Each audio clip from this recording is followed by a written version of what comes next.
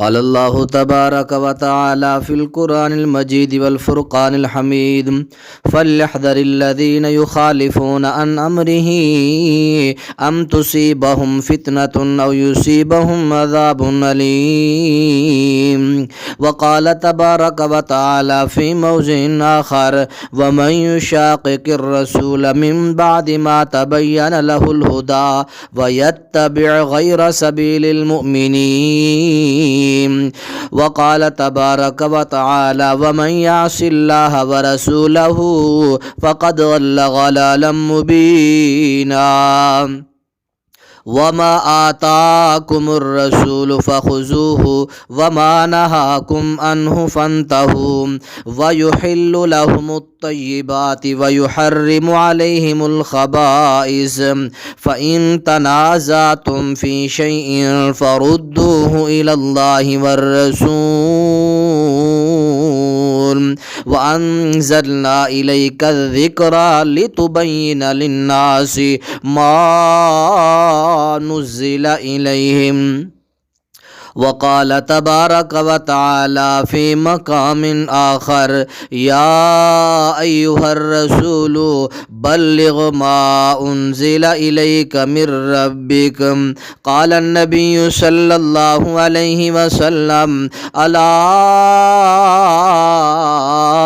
إني أوتيت القرآن ومثله معه. قال النبي صلى الله عليه وسلم عليكم بسنتي وسنة الخلفاء الراشدين المهديين. قال النبي صلى الله عليه وسلم ألا ألفين أحدكم متكئا على أريكته يأتيه الأمر من أمري مما أمرت به أو نهيت عنه فيقول لا أدري ما وجدنا في كتاب الله اتبعناه. رواه ابو داود. کے بعد تمہیدی طور پر آپ نوٹ فرما لیں، اللہ تعالیٰ کی وحی قرآن کے علاوہ آپ پر بھی اتری، وہ بھی وحی ہے. قرآن کے علاوہ آپ صلی اللہ علیہ وسلم پر جو وحی، جو احکام اسلام دین اترے، وہ بھی ہمارے لیے قابل حجت ہیں، وہ بھی وحی ہیں. دوسری بات نوٹ فرمائیں، جس طرح قرآن سے بہت سی چیزیں حلال و حرام ہوتی ہیں، اسی طرح حدیث مصطفیٰ صلی اللہ علیہ وسلم سے بھی بہت سی چیزیں حلال و حرام ہوتی ہیں. اللہ تعالیٰ نے اس چیز کا تذکرہ قرآن مقدس میں فرمایا اور حدیث مصطفیٰ کے اندر بھی آتا ہے کہ جس طرح قرآن سے بہت سی چیزیں حلال و حرام ہوتی ہیں، اس طرح حدیث مصطفیٰ صلی اللہ علیہ وسلم سے بھی بہت زیادہ چیزیں حلال و حرام ہوتی ہیں. اللہ تعالیٰ نے سورہ اعراف آیت نمبر 157 میں فرمایا کہ وَيُحِلُّ لَهُمُ الطَّيِّبَاتِ وَيُحَرِّمُ عَلَيْهِمُ الْخَبَائِثَ. اسی طرح حدیث ہے پیارے پیغمبر علیہ السلام کی سنن ابی داؤد کے اندر رسول اللہ صلی اللہ علیہ وسلم نے فرمایا الا انما حرم رسول اللہ مثل ما حرم اللہ. رسول اللہ صلی اللہ علیہ وسلم بھی اسی طرح بعض چیزوں کو حرام قرار دیتے ہیں جس طرح اللہ حرام قرار دیتے ہیں. نعوذ باللہ ثم نعوذ باللہ، یہ تو نہیں ہے کہ اللہ کا اور طریقہ ہو، پیارے پیغمبر کا اور. اللہ کے رسول کا ہر طریقہ اللہ کے تابع ہے. جیسے اللہ کا اذن اور اللہ کا امر اور اللہ کا حکم ہوتا ہے، پیارے پیغمبر ویسے کرتے ہیں. اپنی طرف سے، اپنی خواہشات نفس سے اللہ کے رسول صلی اللہ علیہ وسلم کبھی بھی اپنی منمانی سے دین میں کوئی چیز داخل نہیں فرماتے. اور اس چیز کا تذکرہ تو اللہ تعالیٰ نے سورہ نجم 27ویں پارے میں فرما دیا وَمَا يَنطِقُ عَنِ الْهَوَىٰ إِنْ هُوَ إِلَّا وَحْيٌ يُوحَىٰ. وہ جب نطق کرتا ہے، بولتا ہے، تو صرف اللہ کی وحی سے بولتا ہے، اپنی منمانی سے، اپنی خواہشات نفس سے نہیں بولتا وہ پیغمبر. اسی طرح میرے بھائیو یاد رکھ لیں، اگر ہم یہ فرض کر لیں کہ قرآن ہمارے لیے کافی ہے، چند ایک احادیث وہ ہمیں کافی ہیں، تو یاد رکھ لیں اس وقت دین کا نظام، دین کا جو حلیہ مکمل جو ہے بگڑ جائے گا۔ چند ایک چیزوں کو ہم جو ہے حدیث قرآن اور چند ایک باتوں کو حدیث سمجھ لیں اور باقی جو جتنا حصہ ہے اس سارے حصے کو ہم چھوڑ دیں تو سمجھ لیں کہ ہم دین کا جو نظام ہے، دین کا جو حلیہ ہے وہ ختم کر کے بیٹھ جائیں گے۔ اس لیے قرآن جس طرح ہمارے لیے حجت ہے، قابل احترام ہے، ایک دینی مصدر ہے، اسی طرح پیارے پیغمبر جناب محمد الرسول اللہ صلی اللہ علیہ وسلم کی وحی، آپ کے سینہ اطہر پر نازل ہونے والا کلام جسے وحی الہی کہتے ہیں، وہ بھی ہمارے لیے قابل حجت ہے۔ اگر آپ اور میں صرف قرآن کو کافی سمجھ لیں، حدیث کو نہ مانیں، تو اللہ جانتا ہے کہ ہم قرآن کا صحیح معنی مفہوم بھی نہیں سمجھ سکتے۔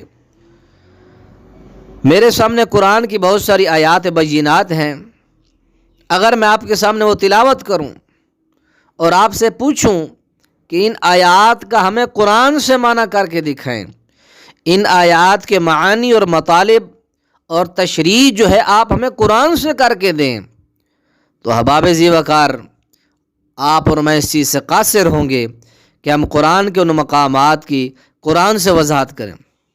بعض مقامات کی بعض مقامات سے تشریح و توضیح ہوتی ہے، لیکن کچھ ایسے قرآن کے مقامات ہیں جن کی وضاحت، جن کی تشریح، جن کا معاملہ جو ہے ہمیں قرآن سے نہیں ملتا، ہمیں حدیث مصطفیٰ کی طرف جانا پڑے گا۔ مثال کے طور پر پیارے پیغمبر علیہ الصلوۃ والسلام نے ایک دن سورہ زلزال جب نازل ہوئی، آپ نے تلاوت فرمایا کہ قال اللہ تبارک و تعالی فی القرآن المجید یومئذ تحدث اخبارہا۔ پیارے پیغمبر جناب محمد الرسول اللہ صلی اللہ علیہ وسلم نے یہ آیت پڑھ کر صحابہ سے پوچھا، اے صحابہ جانتے ہو زمین کی خبریں کیا ہیں؟ زمین کا خبر بیان کرنا کیا ہے؟ تو صحابہ فرماتے ہیں، مسند احمد و جامع ترمذی کے اندر حدیث ہے، حبیب کریم علیہ الصلوۃ والسلام کے صاحب فرماتے ہیں اللہ و رسول عالم، اس کی کیا خبر ہے؟ زمین کا خبر بیان کرنا کیا ہے ہمیں معلوم نہیں ہے، اس کی خبر کیا ہوگی اللہ اس کا رسول بہتر جانتا ہے۔ صحابہ کہہ رہے ہیں، پیارے پیغمبر علیہ الصلوۃ والسلام نے فرمایا، اے میرے پیارے صحابہ، زمین کی خبر اور زمین کا رپورٹ پیش کرنا یہ ہے کہ جن لوگوں نے اس کے اوپر رہ کر زمین کی پشت پر جو کیا ہوگا، اچھا برا نیک بد جو بھی اعمال کیے ہوں گے، قیامت کے دن یہ زمین خبر دے گی بِأَنَّ رَبَّكَ أَوْحَىٰ لَهَا، آپ کا رب اس زمین کو اس وقت نطق کی، تکلم کی، گفتگو کی اجازت دے گا، اور یہ زمین رب کی ہاں گویا ہو کر ساری خبریں رپورٹیں پیش کرے گی۔ اللہ اکبر کبیرہ۔ مزید آیات بینات میں آپ کے سامنے رکھتا ہوں۔ رب العالمین نے اپنے مقدس کلام میں فرمایا، سورہ حشر ہے، 28واں پارہ ہے، اللہ تعالیٰ فرماتے ہیں کہ ما قطعتم من لینۃ او ترکتموها قائمۃ علی اصولها فباذن اللہ۔ پیارے پیغمبر علیہ الصلوۃ والسلام کے صحابہ نے کچھ کھجوریں کاٹ دیں، کچھ کھجوریں ان کو رہنے دی، نہیں کاٹیں، تو اللہ تعالیٰ نے فرمایا کہ یہ جو کچھ تم نے کیا یہ فباذن اللہ، اللہ کے حکم اور اللہ کے امر سے تم کیا ہے۔ تو احباب سے سوال ہے، جو قرآن کو حجت مانتے ہیں، حدیث مصطفیٰ کو نہیں مانتے، تو میں ان سے پوچھنا چاہتا ہوں کہ آپ قرآن کے اس مقام کی قرآن سے وضاحت کر کے دیں کہ کچھ کھجوریں کاٹیں اور کچھ تم نے چھوڑ دیں، اس سے کیا مراد ہے؟ وضاحت کریں آپ قرآن مقدس سے۔ انکار نہیں ہو رہا قرآن کا، ہم انکار نہیں، ہم پوچھنا، ہم منکرین حدیث سے جو کہتے ہیں صرف اللہ کا کلام ہمیں حسبنا کتاب اللہ، جو ہمیں اللہ کا کلام کافی اور کسی چیز کی ضرورت نہیں ہے ہمیں، ان سے مؤدبانہ سوال ہے کہ آپ ان آیات بینات کا معنی مفہوم ہمیں قرآن سے دکھائیں۔ نہیں دکھا سکتے، وہ اس کا پس منظر اور اس کی حقیقت حال آپ کو حدیث مصطفیٰ صلی اللہ علیہ وسلم کے جب سمندر میں غوطہ زن ہوں گے تو آپ کو ملے گی۔ مدینہ سے میں آپ کو وضاحت سنا دیتا ہوں۔ مدینہ سے 3-4 میل کی مسافت پر ایک قبیلہ تھا، قبیلہ بنو نظیر جو یہود کا قبیلہ تھا، پیارے پیغمبر علیہ الصلوۃ والسلام کی ان کے ساتھ جب جنگ ہوئی، صحابہ کرام نے ان کا محاصرہ کیا اور بغیر لڑائی کے اس بات پر اتفاق ہوا، صلح ہو گئی کہ ان کو جلا وطن کر دیا جائے، ان کو یہاں سے نکال دیا جائے۔ اور اس وقت صحابہ نے محاصرے کے درمیان ان کی بعض کھجوریں کاٹ دیں، بعض کھجوروں کو جو ہے ویسے چھوڑ دیا۔ اس وقت اللہ تعالیٰ نے قرآن کی آیت نازل فرمائی، نبی کی زبان سے، زبان مصطفیٰ صلی اللہ علیہ وسلم سے اس قرآن کی تشریح اور توضیح اللہ نے نازل فرما دی۔ فرمایا کہ یہ کام صاحبہ جو تم نے کیا ٹھیک کیا ہے، اور فَبِإِذْنِ اللَّهِ، اللہ کے اذن سے تم نے یہ کام کیا ہے۔ تو معلوم کیا ہوا کہ احباب، قرآن کی آیت کی تشریح ہمیں ملی تو حدیث مصطفیٰ سے ملی ہے۔ اسی طرح 20 مقامات ہیں۔ تیسری آیت بینات آپ کے سامنے رکھتا ہوں۔ رب العالمین نے قرآن مقدس میں فرمایا، حرمت علیکم المیتہ، مردار تم پر حرام ہیں، مردار تم پر حرام ہیں۔ رب العالمین نے قرآن مقدس پر فرمایا، قرآن مقدس میں مردار تم پر حرام کر دیا رب العالمین نے۔ اب مردار سے مراد جو جانور یا جو چیز اپنی طبی موت مر جائے، اس کو ذبح شرعی طور پر نہ کیا جائے، وہ مردار ہے۔ مثال کے طور پر یہ مچھلی جو ہم کھاتے ہیں، مچھلی جو ہے ایک مردار جانور ہے، مردار ہے ایک چیز۔ لیکن احباب، سردیوں کا سیزن شروع ہے، دسمبر کا مہینہ لگا ہوا ہے، مچھلیاں عام ہے دریا خان کے اندر، پوری دنیا کے اندر لوگ ان کو طرح طرح کے طریقوں سے بھون کر تل کر کھا رہے ہیں۔ یہ 31 دسمبر کا جمعہ، خطبہ جمعہ ہے۔ احباب، سردی کا موسم ہے اور مچھلیاں بڑی کثرت کے ساتھ کھائی جا رہی ہیں، تو ہمیں دکھائیں قرآن سے کہاں مچھلی حلال آپ کو نظر آتی ہے۔ اللہ نے تو مردار کو حرام کر دیا کہ جو طبی طور پر اپنی موت آپ مر جائے، شرعی طریقے سے اس کو ذبح نہ کیا جائے، وہ مردار ہے، اس کا کھانا جائز نہیں ہے۔ آپ کیوں کھاتے ہیں؟ قرآن کہتا ہے حرمت علیکم المیتہ، مردار تم پر حرام ہے، لیکن تم مچھلیاں کھا رہے ہو۔ تو آئیں در مصطفیٰ پر چلتے ہیں، در مصطفیٰ سے ہمیں اس قرآن کی آیت کی تشریح ملتی ہے۔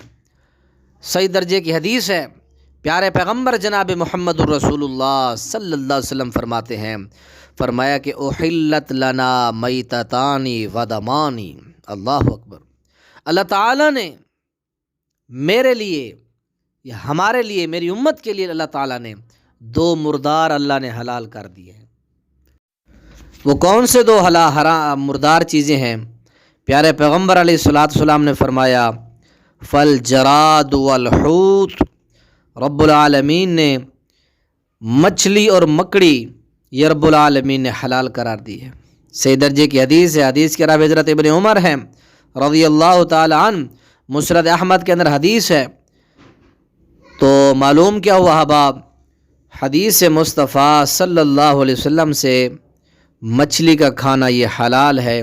اس کا حلال ہونا ہم حدیث مصطفیٰ صلی اللہ علیہ وسلم سے نہیں پیش کر سکتے۔ قرآن کا 4تھا مقام ملاحظہ فرمائیں، رب العالمین نے فرمایا الذین آمنوا ولم یلبسوا ایمانہم بظلم اولئک لہم الامن وہم مہتدون۔ سورہ انعام آیت نمبر 82 ہے۔ وہ لوگ جو ایمان لائے اور اپنے ایمان کے ساتھ ظلم کو نہیں ملاتے۔ ظلم سے کیا مراد ہے؟ صحیح درجے کی حدیث ہے، صحابہ کرام میں مختلف باتیں ہونے لگیں۔ کوئی کہتا ہے کہ ظلم سے مراد ہم آپس میں جو معاملات کرتے ہیں ایک دوسرے پر، یا انسان اپنے آپ پر جو ظلم کرتا ہے، زیادتی کرتا ہے، زیادہ کام کرتا ہے، وہ ظلم مراد ہے۔ صحابہ کرام رضوان اللہ تعالی علیہم اجمعین میں یہ باتیں چھڑی ہوئی ہیں کہ ظلم سے کیا مراد ہے۔ صحابہ فرماتے ہیں کہ یا رسول اللہ صلی اللہ علیہ وسلم، کون ہے ہم میں سے جو اپنے آپ پر ظلم نہیں کرتا، اپنی جان کو، اپنے جسم کو مشقت میں، تکلیف میں نہیں ڈالتا؟ کون ہے ہم میں سے؟ تو اس لیے پیارے پیغمبر علیہ الصلوۃ والسلام نے وضاحت فرما دی، اے میرے صحابہ، اس ظلم سے مراد ان الشرک لظلم عظیم، وہ ہے شرک. شرک مراد ہے اس ظلم سے. تو اب اس کی وضاحت پیارے پیغمبر علیہ الصلوۃ والسلام نے صحابہ کرام کو سمجھا دی، اور صحابہ کرام نے اس وضاحت کو خندہ پیشانی سے قبول کر لیا. وضاحت اللہ کے رسول کر رہے ہیں، لِتُبَيِّنَ لِلنَّاسِ مَا نُزِّلَ إِلَيْهِمْ، جو پیغمبر تجھ پر نازل ہوا اس کی وضاحت کر دے لوگوں کے لیے.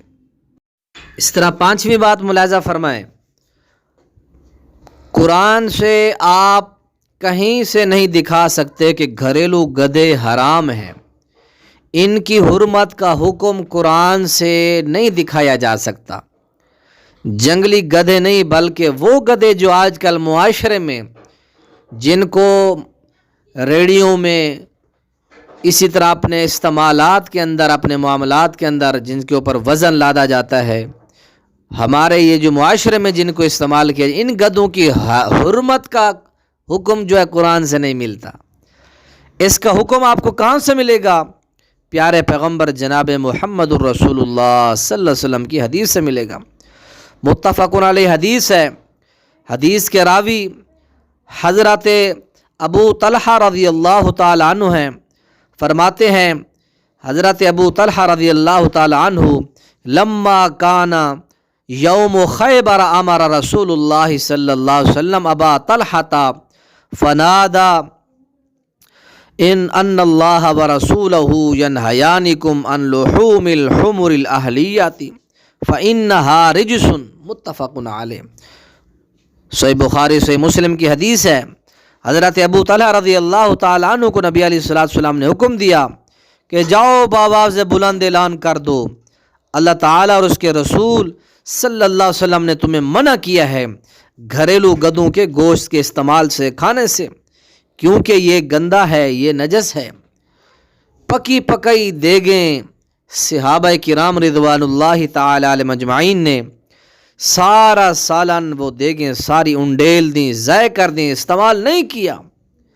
رسول اللہ صلی اللہ علیہ وسلم کا حکم آ گیا تو گھریلو گدھوں کی حرمت کا حکم جو ہے کوئی دنیا کا مئی کا لال قرآن حکیم سے نہیں دکھا سکتا اس کی حرمت.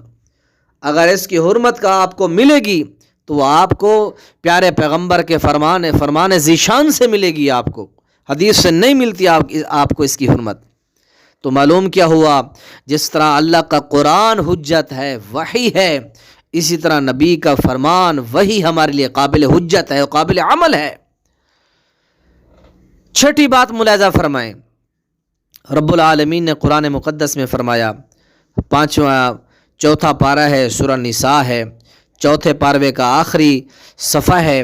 فرمایا کہ تمہاری مائیں، تمہاری بہنیں، تمہاری بھتیجیاں، تمہاری بھانجیاں، تمہاری خالائیں، تمہاری پھوپھیاں، وہ عورتیں جن سے تم نے دودھ پیا یا جن بچیوں کو تم نے لے کر پالا، اپنی ساس، یہ تمام رشتے اللہ تعالیٰ نے بیان فرما دیے. ان سے نکاح آپ لوگ نہیں کر سکتے، آپ ان سے نکاح نہیں کر سکتے، اللہ نے حرام کر دیا ہے. لیکن میں آپ کے سامنے ایک ایسی مثال پیش کرتا ہوں، آپ اس کا جواب قرآن سے دے دیں. ایک آدمی نکاح کرتا ہے کسی خاتون سے، پھر اس خاتون کی بھتیجی سے نکاح کرتا ہے، کیا یہ جائز ہے؟ نمبر 2، ایک آدمی کسی خاتون سے نکاح کرتا ہے، پھر اس خاتون کی بھانجی سے بھی نکاح کی خواہش رکھتا ہے، کیا یہ جائز ہے؟ قرآن سے اس مسئلے کی وضاحت کر کے دیں. قرآن میں کہیں دکھائیں آپ پھوپھی اور بھتیجی، خالہ اور بھانجی کو ایک بندہ ایک نکاح میں بیک وقت رکھ سکتا ہے یا نہیں رکھ سکتا؟ جبکہ قرآن مقدس میں، اس مقدس و لا ریب کتاب میں اس کی حرمت آپ کو کہیں نظر نہیں آتی. پھر لوگ کیوں نہیں رکھتے؟ جو منکرین حدیث ہیں، نبی کے فرامین کو اپنی منمانی سے مانتے ہیں، جو دل کرے مانا، جو نہ کرے نہیں مانا. ان سے میرا یہ سوال ہے کہ آپ لوگ بھتیجی اور پھوپھی کو، خالہ اور بھانجی کو ایک نکاح میں ان دو خواتین کو کیوں نہیں رکھتے؟ بتائیں آپ. تو کہتے ہیں کہ قرآن میں تو کہیں منع نہیں ہے، پیارے پیغمبر علیہ الصلوۃ والسلام کی صحیح مسلم میں حدیث ہے اور کتب بخاری کے اندر ہے، باقی کتب ستہ کے اندر کئی مقامات پر حدیث ہے۔ پیارے پیغمبر علیہ الصلوۃ والسلام نے فرمایا کہ ایک آدمی ایک خاتون کو اور اس کی بھتیجی کو، ایک عورت اور اس کی بھانجی کو، یعنی پھوپھی اور بھتیجی کو، خالہ اور بھانجی کو، کوئی بندہ ایک نکاح میں ان دونوں رشتوں کو بیک وقت نہیں رکھ سکتا۔ یہ منع اللہ کے نبی کی زبان سے ہمیں ملتا ہے، یہ حدیث مصطفیٰ سے ملتا ہے، یہ نبی علیہ الصلوۃ والسلام کے سینہ اطہر پر نازل ہونے والے اس کلام سے ہمیں معلوم ہوتا ہے۔ لیکن اس کا منع، اس کی حرمت قرآن مقدس کے 30 پاروں میں آپ نہیں دکھا سکتے۔ آپ کہتے ہو کہ ہمیں حسبنا کتاب اللہ، اللہ کا قرآن کافی ہے، ہمیں حدیث کی ضرورت نہیں ہے، تو پھر آپ یہ مسئلہ حدیث مصطفیٰ سے قرآن مقدس سے ثابت کریں۔ تو معلوم ہوا کہ پھوپھی اور بھتیجی، خالہ اور بھانجی کو بیک وقت ایک آدمی ان دو رشتوں کو اپنے نکاح میں نہیں رکھ سکتا، یہ حرام ہے، اللہ نے منع کر دیا ہے، اور یہ منع نبی کے سینے پر نازل ہوا حدیث مصطفیٰ صلی اللہ علیہ وسلم کی روشنی کے اندر۔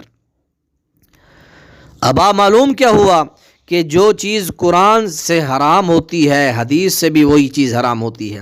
جس طرح قرآن سے بہت ساری چیزیں حلال و حرام ہوتی ہیں، اس طرح حدیث مصطفیٰ صلی اللہ علیہ وسلم سے بھی بہت ساری چیزیں حلال و حرام ہوتی ہیں۔ چھٹی چیز ملاحظہ فرمائیں، 5 چیزیں آپ ملاحظہ فرما چکے ہیں، اب چھٹی چیز ملاحظہ فرمائیں۔ اللہ تعالیٰ نے قرآن کے اندر فرمایا، سورہ نساء ہے، فرمایا کہ والسارق والسارقۃ فاقطعوا ایدیہما جزاء بما کسبا نکالا من اللہ، چوری کرنے والا مرد، چوری کرنے والی عورت، ان دونوں کے ہاتھ کاٹ دو۔ اب منکرین حدیث سے جو کہتے ہیں ہمیں کلام مقدس کافی، حدیث کی ہمیں ضرورت نہیں ہے، ان سے میرا سوال ہے، یہاں لفظ سارق اور لفظ ید دونوں قرآن میں مطلق آئے ہیں، آپ بتائیں کتنا ان کا ہاتھ کاٹنا ہے، کتنی مالیت پر کاٹنا ہے، اور قرآن سے اس کی وضاحت مجھے دیں، کتنی مالیت پر اور کتنی مقدار میں ان کا ہاتھ کاٹنا ہے۔ ان تمام باتوں کی وضاحت آپ ہمیں قرآن مقدس سے دکھائیں، نہیں دکھا سکتے آپ، قرآن کے اندر اس کی وضاحت نہیں آتی، قرآن مقدس کے اندر اس کی تشریح، اس کی توضیح مقدس کلام سے آپ کو نہیں ملے گی، اس کی وضاحت آپ کو صحیح البخاری، صحیح مسلم کی طرف، نبی کے ان فرامین کی طرف جائیں گے تو آپ کو ملے گی۔ ایک حدیث میں ہے، آپ صلی اللہ علیہ وسلم کے قولی حدیث ہے، حبیب کریم علیہ الصلوۃ والسلام نے فرمایا، چوتھائی دینار یا اس سے زائد مال کی چوری میں ہاتھ کاٹا جائے گا۔ چوتھائی دینار یا اس سے زائد کوئی بندہ مال چوری کرتا ہے، اس بندے کا ہاتھ کاٹا جائے گا۔ صحیح بخاری، صحیح مسلم کے اندر آتا ہے۔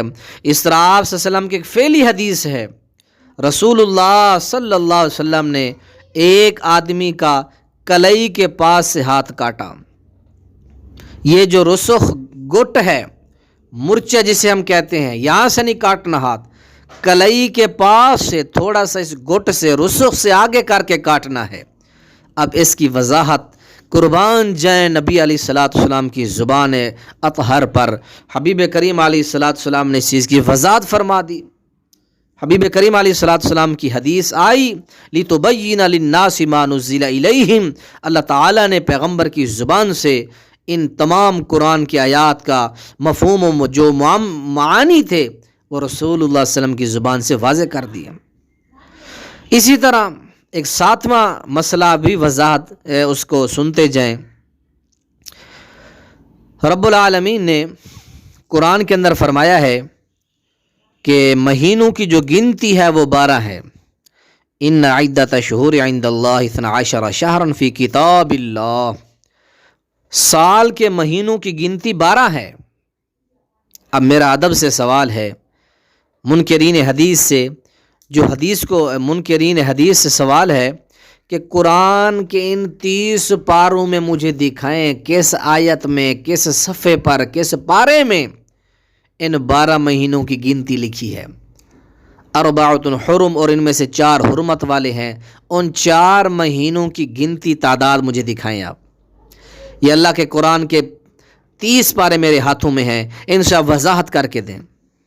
زہر کا پیالہ تو پی سکتے ہیں، لیکن قرآن سے ان 12 مہینوں کی تعداد نہیں بتا سکتے۔ بتائیں، محرم، صفر، ربیع الاول، ربیع الثانی، جمادی اولی، جمادی ثانی، رجب، شعبان، رمضان، ذی القعدہ، ذی الحج، یہ 12 مہینے اسلامی، اور ان میں سے 4 جو ہیں وہ حرمت والے، ان کی وضاحت دکھا نہیں ملے گی آپ کو قرآن سے۔ یہ آپ کو وضاحت ملے گی تو حدیث مصطفیٰ صلی اللہ علیہ وسلم سے ملے گی، لِتُبَيِّنَ لِلنَّاسِ مَا نُزِّلَ إِلَيْهِمْ۔ اس لیے پیارے پیغمبر نے فرمایا تھا، الا انی اوتیت القرآن ومثلہ معہ۔ او لوگوں خبردار، ہوشیار ہو جاؤ، سن لو کہ مجھے اللہ نے قرآن عطا فرمایا ہے، اور اس کی مثل، اس جیسی ایک اور چیز بھی اللہ نے مجھے عطا فرمائی۔ بتائیں وہ کیا چیز ہے؟ مثلہ معہ، وہ پیارے پیغمبر علیہ السلام کی حدیث ہے، حدیث مصطفیٰ ہے جو اللہ تعالیٰ نے آپ کو عطا فرمائی ہے۔ اس لیے میرے بھائیوں، بات کا اختتام کرتے ہیں۔ فَإِنَّ خَيْرَ الْحَدِيثِ کتاب اللہ، بہترین حدیث کتاب اللہ ہے۔ اب کتاب اللہ کیا ہے؟ کتاب اللہ قرآن اور حدیث دونوں کے اکٹھے مجموعے کو کہتے ہیں۔ بہترین حدیث کتاب اللہ ہے، قرآن اور حدیث دونوں کے مجموعے کو کتاب اللہ کہتے ہیں۔ دونوں کو مجموعے کو ملائیں گے تو پھر دونوں کے مجموعے کو کتاب اللہ کہا جائے گا۔ اب ان 12 مہینوں کی تعداد کے بارے میں اللہ تعالیٰ نے کیا فرمایا قرآن میں؟ ان عدۃ الشہور عند اللہ 12 شہرا فی کتاب اللہ، اللہ کی کتاب میں ان کی وضاحت ہے۔ اب اللہ کی کتاب تو یہ 30 پارے ہیں آپ کے نزدیک، اب ان 30 پاروں میں دکھائیں کہاں لکھے ہیں ان مہینوں کے نام، تو معلوم ہوا کتاب اللہ قرآن اور حدیث دونوں کے مجموعے کو کہا جاتا ہے۔ بعض لوگوں نے یہ کہہ دیا کہ حضرت عمر رضی اللہ تعالیٰ عنہ نے فرمایا، حسبنا کتاب اللہ، ہمیں اللہ کی کتاب کافی ہے، یعنی ہمیں صرف قرآن کافی ہے۔ تو اس لیے میرے بھائیوں، معنی یہ کرنا پڑے گا قرآن اور حدیث کا جو مجموعہ ہے وہ ہمیں کافی ہے۔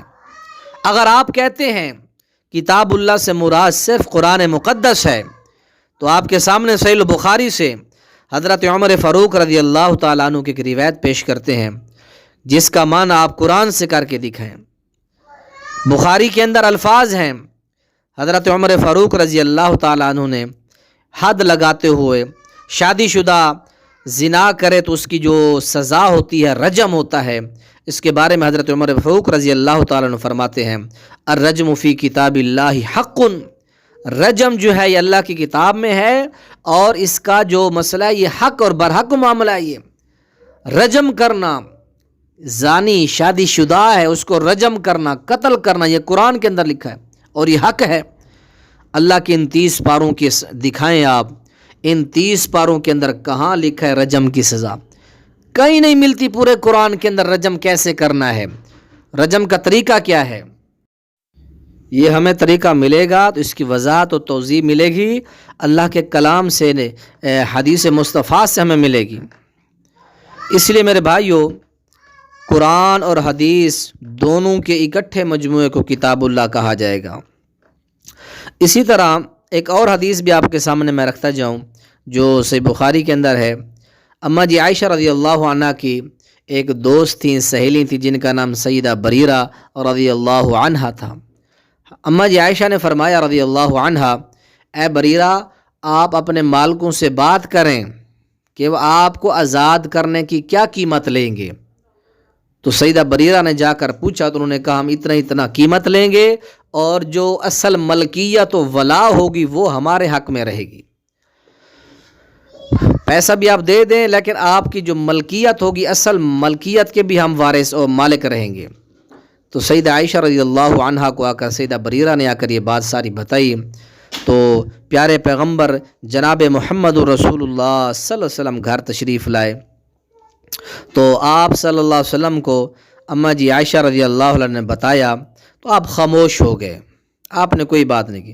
آپ مسجد میں تشریف لائے اور آپ نے فرمایا، ما بال اقوام یشترطون ما لیست بکتاب اللہ वमा कान फी शर्तिन लैसा फी किताबिल्लाहि फहुव बातिलुन इन्नमल वलाउ लिमन अअतका। सुभान अल्लाह। आपने फरमाया क्या क्या मामला है लोगों का, क्या हालात हैं लोगों के कि ऐसी ऐसी शराइत लगाते हैं, ऐसी शुरूत लगाते हैं, मा लैसत बि किताबिल्लाह, जो अल्लाह की किताब में नहीं है, और जो शर्त अल्लाह की किताब में ना हो फहुव बातिलुन, वो बात शर्त बातिल है।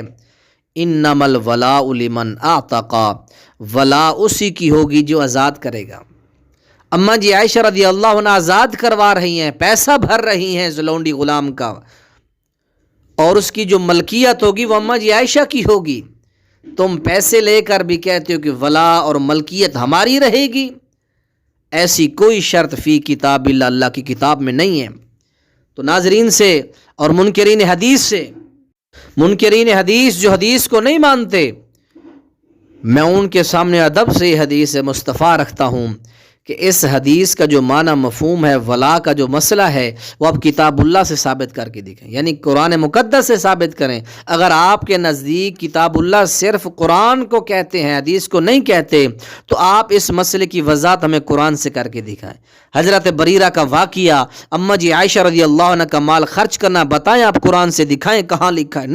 नहीं मिलेगा आपको कुरान मुक़द्दस अल्लाह की किताब से, ये आपको वज़ाहत मिलेगी। इन्नमल वलाउ लिमन अअतका, ये मसला आपको मिलेगा तो प्यारे पैगम्बर अलैहिस्सलाम की हदीस से मिलेगा आपको। तो मैं इन्हीं बातों पर इत्तिफ़ाक़ करता हूँ और मैं ये कर्ज़ छोड़ता हूँ मुनकरीन हदीस पर। मेरे सामने दलाइल और भी हैं, इनकी सवालात जो हैं उन पर किए जाते, लेकिन वक़्त तमाम हो रहा है। अल्लाह से दुआ करें अल्लाह ताला हमें हदीस मुस्तफ़ा का दिफ़ा करने की, हुज्जियत हदीस बयान करने की, इस पर अमल के अल्लाह